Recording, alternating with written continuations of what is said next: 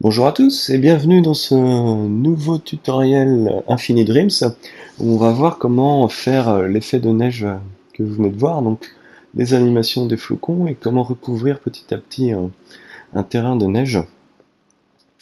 Donc je vais quitter cette création et aller ici où j'ai préparé une scène très simple où on a juste en fait un terrain basique qu'on a pu créer pour un jeu ou autre et notre personnage. Donc pour l'instant ça ressemble pas du tout à de la neige ou quoi, et on va faire en sorte que la neige tombant, ça se recouvre de neige. Alors pour que l'effet fonctionne bien, on va faire de l'herbe, et ça nous permettra d'avoir la neige qui petit à petit recouvre l'herbe. Donc là en fait on a un niveau de flex qui est relativement petit, donc ça va être un bon niveau pour faire la neige, et pour l'herbe on va avoir besoin de flex beaucoup plus grosses. Alors au niveau du thermo, on n'est pas trop mal, 7%, c'est dû surtout au fait que les flex sont petites par rapport à la taille du module. Et on en a besoin pour que l'effet de neige fonctionne bien. Alors ce qu'on va faire d'abord, c'est qu'on va se mettre sur la grille d'alignement, parce qu'on va avoir besoin de positionner le terrain. Avec L1 plus chaise du haut, je grossis la grille, et je vais dupliquer ce module de terrain avec L1 plus R2. Alors l'astuce, c'est qu'on va utiliser la même sculpture à la fois pour l'herbe et pour la neige. Donc si on ne modifie pas la sculpture, le thermographique n'augmente pas. Donc c'est très intéressant. Par contre, on peut aller changer les propriétés de ces objets. Donc je vais faire la neige avec le module du haut. Alors la première chose qu'on va faire, c'est qu'on va faire du blanc.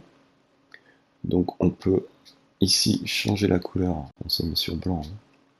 Et à 100%, vous avez un mélange de la couleur ici et de la couleur du terrain originel, donc ça fait du vert un peu pastel. Et à 200%, vous avez absolument que le blanc, donc ça va nous faire notre neige. Alors, je vais désactiver l'effet de survol, parce que je veux la vraie couleur ici, alors que quand je survole, c'est tout de suite beaucoup plus gris, je vois pas trop ce que je fais. Alors la neige, c'est beaucoup plus blanc que ça, ici on est au max au niveau du blanc. Pour avoir plus de blanc, on va augmenter la brillance. Donc une bonne valeur, je pense que c'est autour de 20%. Ça nous fait une belle neige, sauf que on veut pas d'émission de lumière. La neige c'est blanc, mais ça n'éclaire pas. Donc voilà, avec ce niveau-là, on a quelque chose de pas trop mal. On peut aussi rendre ça un peu plus cireux, c'est un effet de translucence, on va dire. Et puis la neige c'est assez brillant. Alors on va essayer de chercher le soleil qui est là. Donc on va essayer d'avoir un reflet. Alors avec la grille, je peux pas bouger ça, donc je désactive la grille. On va chercher le reflet du soleil par là sur cette surface, donc il faut pas qu'elle soit trop brillante.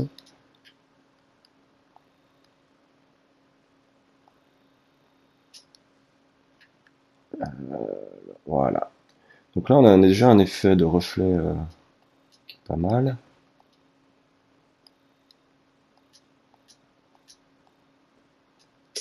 Comme ça, je remets ma brillance. Alors on voit qu'il y a du gris aussi. Alors ça c'est dû à la couleur interne que vous avez sur le ici, propriété de l'intérieur. Donc en fait la neige elle va avoir aussi une teinte un peu bleutée qui correspond au bleu du ciel qui change un peu de couleur à l'intérieur de la neige. Donc on va essayer de rendre cet effet avec ça.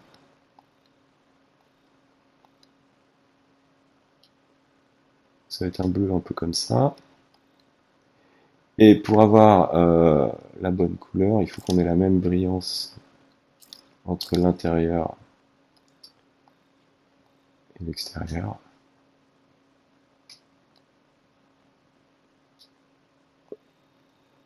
Alors pas trop, mais juste pour avoir une petite teinte bleutée un peu subtile, on va se mettre comme ça. Donc là, on a quelque chose qui commence à ressembler à de la neige. Alors, c'est pas encore trop ça. Il y a plusieurs choses à changer. L'impasto, alors vous pouvez tester différentes choses. Ça n'a pas l'air de jouer énormément. Ça va donner un peu de hasard à l'orientation des, des flex. Et ce qui va vraiment jouer, ça va être leur forme. Donc on va aller dans les modes style, appliquer une tâche. Donc quand je dis flex en fait c'est tâche. Hein. Et on va aller choisir un truc qui ressemble plus à des petits flocons de neige. Voilà, les petits ronds. Donc on commence à avoir quelque chose qui est pas trop mal. Et en jouant sur l'impasto, ça a un effet sur le reflet. Je sais pas si vous voyez beaucoup, mais ça a un effet beaucoup plus prononcé ouais, comme s'il y avait des petits bumps. Donc ça va commencer à ressembler à de la neige. Alors vous pouvez essayer de jouer sur le relâchement sur la taille des tâches. Et là on était déjà pas trop mal parce que par rapport au pantin qui était en dessous, c'est pas mal. Et je pense que c'est pas assez bleu. Il faut que ce soit très subtil. Voilà. Donc là on a quelque chose qui va commencer à ressembler à de la neige. On va mettre un peu plus de blanc. Hop. Alors il y a une chose qu'on va changer tout de suite. On va voir que c'est tout de suite mieux quand on va se balader. On va se mettre la puce qui va servir à toutes les animations et traitements. Et dans cette puce, je vais me mettre un gadget. C'est pas là. Ici, de soleil et ciel. On va réduire la taille du soleil.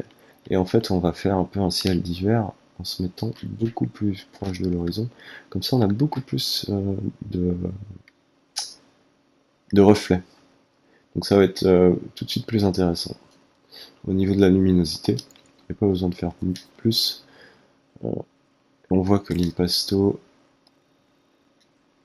nous fait des choses quand même un peu trop bizarres. Ça ressemble pas trop à de la neige.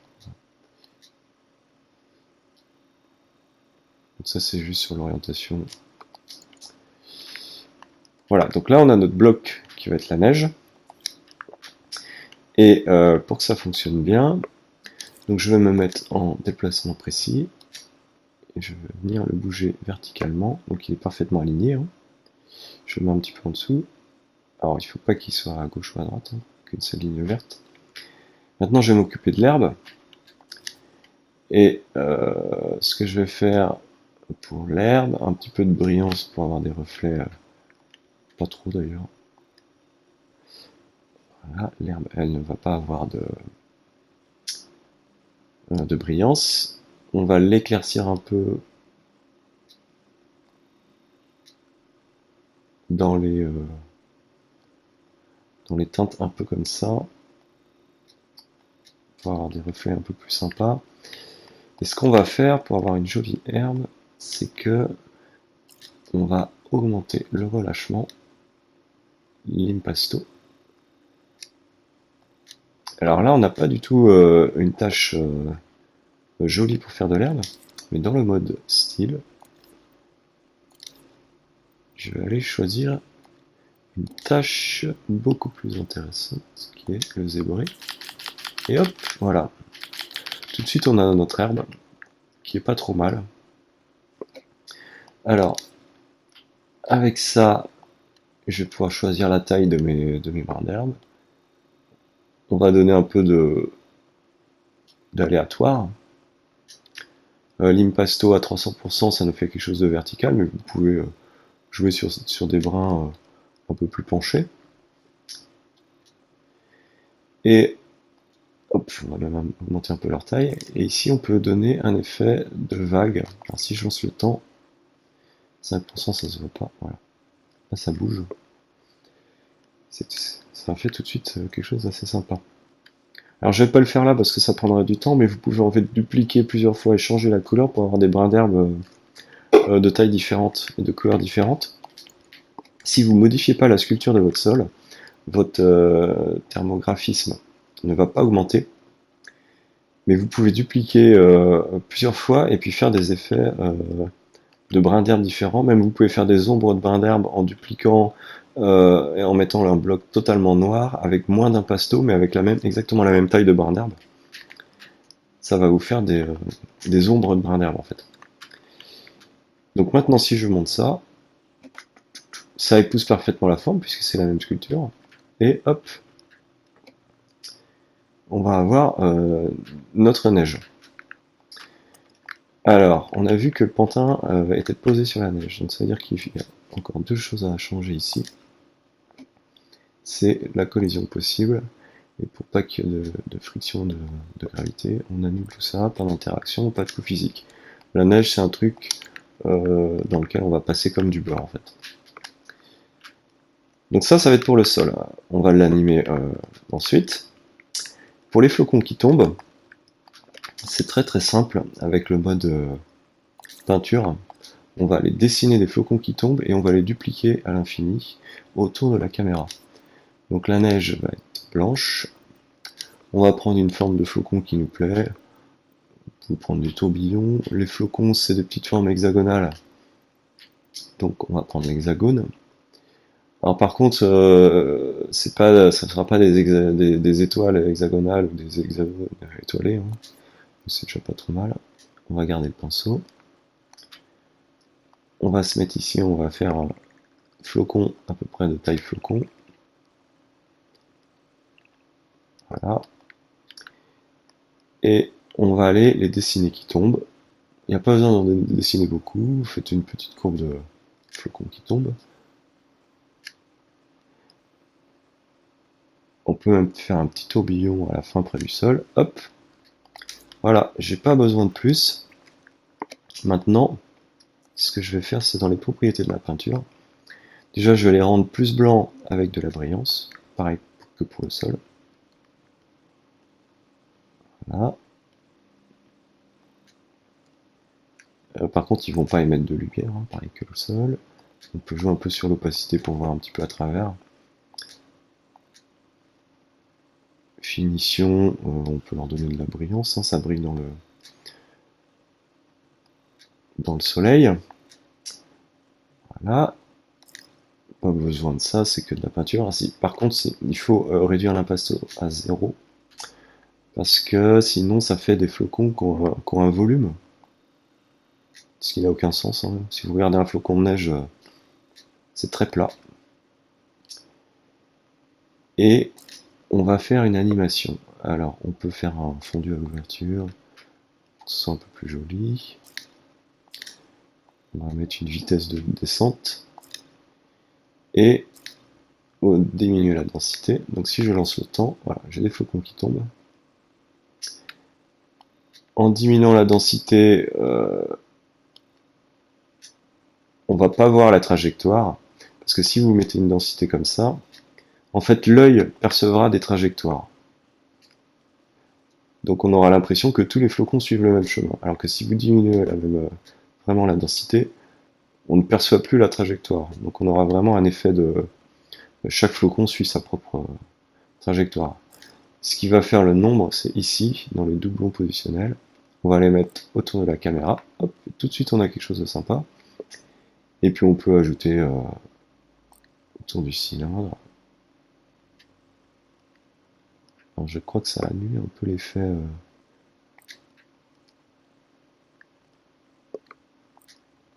Alors là il monte, c'est pas top. Voilà, je pense que comme ça c'est mieux. Par contre il faut en mettre beaucoup. Et puis peut-être faire moins de dispersion. Donc là ils vont suivre la caméra, donc partout où je me mets j'ai des flocons. Vous pouvez jouer sur la dispersion et le nombre de copies pour avoir exactement la neige que vous voulez. On peut même faire des échelles aléatoires pour avoir des petits flocons, des gros flocons.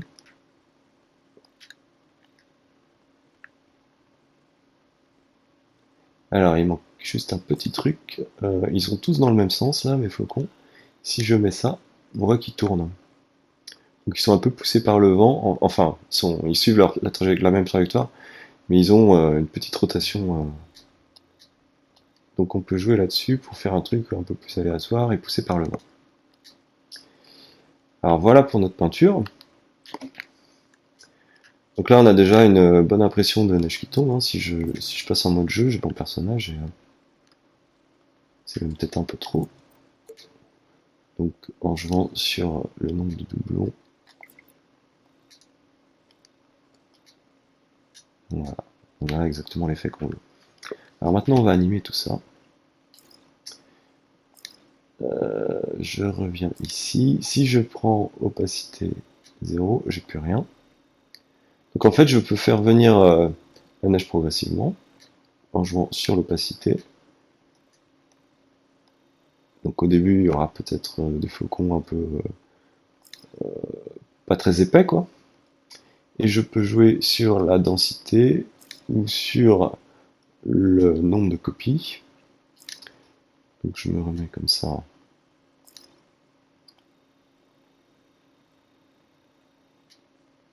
Ça c'est pas mal. Donc je vais créer des images de référence pour animer tout ça. Donc je vais commencer à 0. Et dans ma puce qui est ici, ce que je vais mettre c'est une image de référence. Donc c'est juste un enregistrement de la valeur que je veux. 70%, et par ici, c'était pas mal. Et pour donner un peu d'animation et de faire venir progressivement, je vais utiliser un minuteur. Donc il démarrera tout seul. Et je vais utiliser la sortie en pourcentage que j'avais expliqué dans la vidéo précédente pour alimenter progressivement cette image. Voilà. Donc on va même mettre plus, ça va venir vraiment progressivement. Donc ça c'est pour la partie flocon. Et une fois que ça tombe bien de manière dense, je vais rapprocher un peu ça. Alors faut être sûr que ça se voit pas. Voilà. Et ce que je vais faire, c'est pareil, une image de référence avec la neige à la position terrain bien enneigé, comme ça. Alors on peut régler pour voir à peu près où ça va. Hein. Ça recouvre bien l'herbe. Et ce que je vais aussi changer avec cette image de référence, alors ça c'est très subtil, mais pourquoi pas, c'est que je vais diminuer les vagues. Parce qu'en fait, plus il y a de la neige, moins l'herbe sera bougée par le vent. Et voilà, c'est ici. Je vais activer progressivement cette image de manière beaucoup plus lente. Donc, je vais prendre, par exemple, 25 secondes pour activer cette image. Et je ne vais démarrer ce minuteur seulement quand celui-ci aura fini. Donc, je prends le temps écoulé signal. Alors, soit pour lancer le minuteur, soit pour l'alimenter. Ça reviendra au même. Donc, si je lance maintenant, la neige se densifie grâce à ce premier minuteur.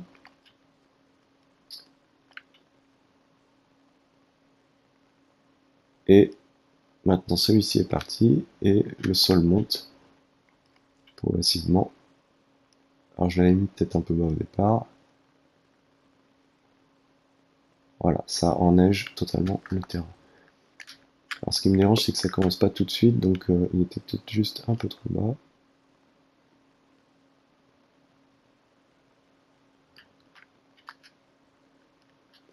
Je pense que là, ça sera mieux.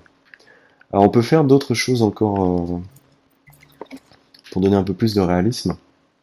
Là si vous entendez les bruits de pas, bon, il court sur un sol classique. Je sais pas si le son est suffisamment fort. Mais, on va aller changer un peu le son de ce truc là. D'ailleurs j'ai remarqué que l'herbe elle est pas On va les mettre un peu plus grande, voilà, comme ça. Peut-être pas très large, on va dire. On va changer les propriétés sonores.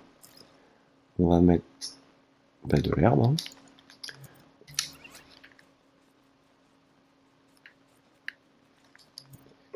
Et quand il y aura de la neige, ce qu'on va faire, c'est qu'on va rendre les sons beaucoup plus graves.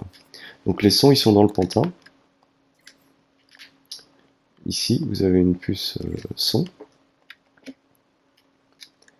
Donc vous pouvez ouvrir chacune de ces puces.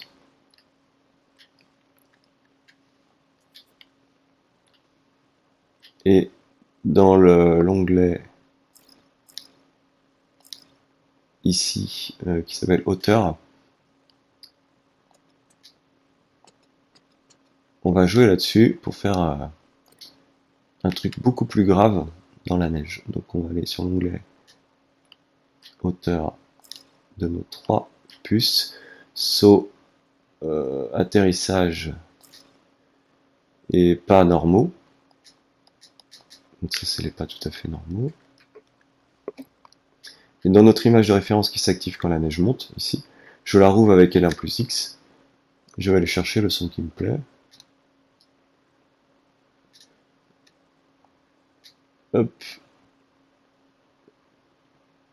Hop.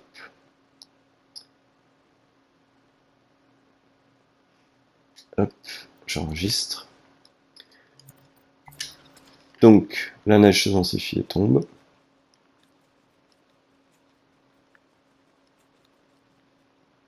Quand elle arrive à densité complète, le sol commence à monter. Pardon, la neige. Donc on va voir du blanc apparaître petit à petit.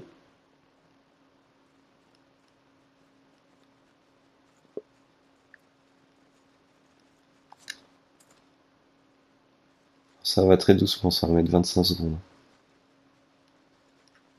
Et le son devient de plus en plus grave. Plus étouffé, en fait, par la neige. Alors même, on aurait pu mettre plus grave, hein, parce que c'est pas...